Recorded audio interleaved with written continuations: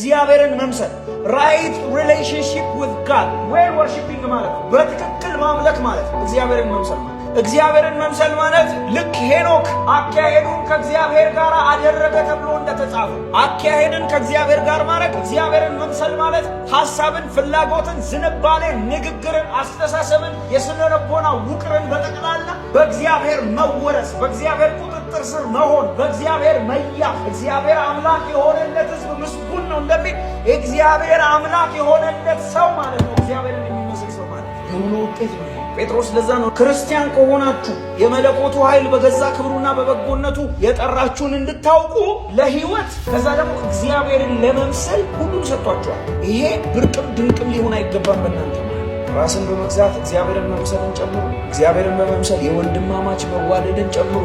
የሁሉ መሰረት የሁሉ በጎነት የሆነው አጋፔ የሆነው ፍቅር ያስፈልጋችኋል።